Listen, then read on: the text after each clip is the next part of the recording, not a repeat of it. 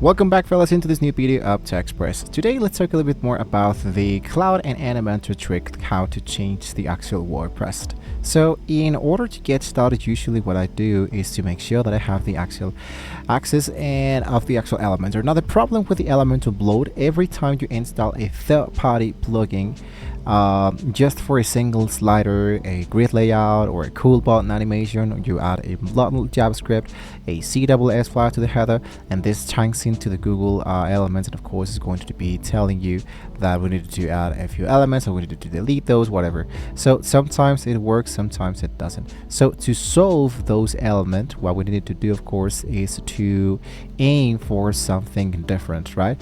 So let's say, for example, that I can be working out with Cloudy. I'm gonna don't use the memory, and let's say that sometimes I use the actual prompt like this, which is act as an expert WordPress front-end developer specializing in Elementor Pro. Of course, you need to get Elementor Pro in order to connect these elements really fast. Now, I need a responsive, for example. You can tell I need a repository column feature grid using Elementor containers, right? So generate, this is the part what I want to be working on, generate a single clean block of HTML and CSS wrapped, of course, really important, inside the actual style. This is going to be really important to tell them with the actual text, right? That sometimes creates a glass morphism card layout, and you can get a different kind of requirements ensure to stand at those elements. So copy that code, paste this into the Elementor HTML file to make this process much more faster.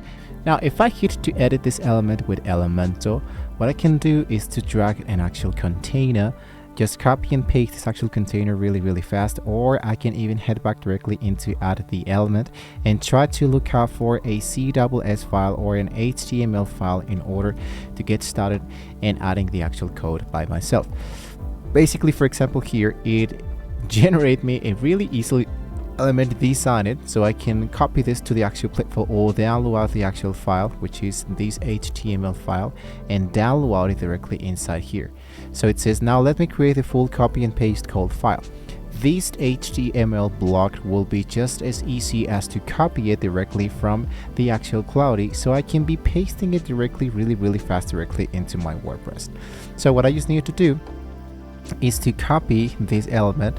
As you can see, here it is. So I can just select all of this, hit for copy, and hit for paste the HTML code that I currently have directly inside here. So as you can see, these actual element performance will be added directly just like that in a very easy way, and I don't have to pay absolutely for anything. So if I wanted to make more changes between these elements, let's say for example that I wanted to make one connection between the performance and the scalability, usually what I do is to head back directly over here with Cloudy, and let's say for example I want to send the container number 2 into the second page or something like that. So basically what I do is to use the Cloudy to work directly inside with the actual WordPress, so I can be working with it really fast in a very easy way.